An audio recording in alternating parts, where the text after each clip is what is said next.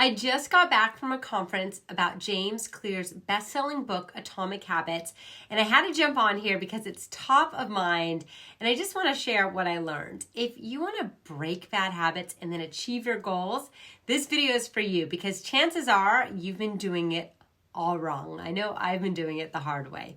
So here are 7 things I learned. Number 1, your environment is more important than your motivation. So what does this mean? If you have a habit that you want to stick with, you need to make it easy. So let's say you want to drink more water. You need to put full water bottles all over your spaces. Same goes for working out. You need to set out your clothes and set out your shoes. So let's go back to that water bottle example. If you need to wait till you feel thirsty to go get water and then go walk to your fridge, you're creating friction. And what that means is you're making it difficult. So now you're probably gonna go, I'll just be thirsty longer instead of walking to your fridge and just getting water. You also need to make it attractive. So get a pretty tumbler, throw some ice cubes in your water, throw some fruit in it. Those little things are gonna make a big difference. And then go reward yourself. And I'm going to get into what that means. But number 2, your identity is more important than your goals. So when you get to a goal, you get to the top of the hill, what happens? Well, you move on to something else. Versus identity, it's who you are. That's when a habit sticks. You're also a lot less likely to quit when your why matters because it's your identity. So one thing I'm working on is names. I've always said I am terrible at names. I truly am terrible at names. Well, to break this, I'm saying I'm great at names. And now I've implemented a system to be great at it. So it's not just a matter of declaring it. You got to have a system in place too. And that leads us to number 3. The third takeaway is start small. I know there are a ton of habits, goals, identities I want to take on or change, and I want it to be done yesterday. But I also learned it's all about getting 1% better every day. And if you look at the opposite, what you don't change, you're going to get 1% worse every day. Now, if you took that over a year, that would make you 37 times worse at something than you are today if you don't change what you're doing right now. So a great visual on this is an airplane taking off. If the direction is shifted just 1 to 3 degrees, it's not going to land at the desired airport. So those small changes done repeatedly make a difference. And when you can repeat and repeat and repeat, that's when something becomes automatic. So let's put these 3 concepts together. Let's go with the analogy of if you want to lose weight.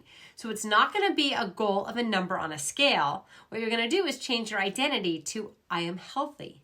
And then you're going to change your environment to be healthy. You're going to set out your running shoes. You're going to take the junk food out of your house and you're going to put water bottles everywhere.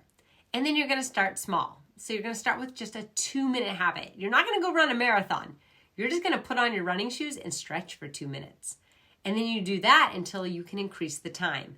And if you do go to a gym, you're going to make it close by. All about making this habit easy. And on to takeaway number 4, the valley of disappointment. So here's the deal. You're not going to see results right away. In fact, you need to learn to embrace the suck and keep going. And it's called the valley of disappointment. So knowing this helps because what it's going to do is keep you patient, keep your expectations real, and just know it's going to be bad before you get the results you want. One of the things to help you get through that valley of disappointment are rewards. So this I thought was a cool takeaway. I learned that the dopamine spike of, let's say, eating dessert is actually stronger anticipating eating the dessert, basically your craving, than the actual physical eating of the dessert. Isn't that crazy? So your dopamine spikes when you think about eating dessert more than it spikes when you're actually eating the dessert. Knowing this, you can habit stack or link rewards. For instance, if you love watching Netflix, you can say, after I go to the gym, I will watch my favorite show. And if you want to break a bad habit, don't reward it. So for me, I love ice cream. So my rule is if I want ice cream, I need to drive to go get it. It's no longer easy for me to just walk to my freezer, grab a spoon, and then mindlessly eat ice cream while I'm watching Netflix. Takeaway 6, rewards can be as simple as checking a box off a to-do list. Making your progress visual really helps. So you can move a marble into a jar for each time you do what you set out to do. You can start a streak And the goal is never go more than 2 days breaking that chain.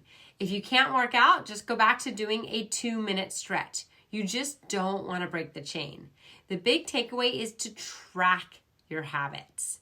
And number 7, habit stacking.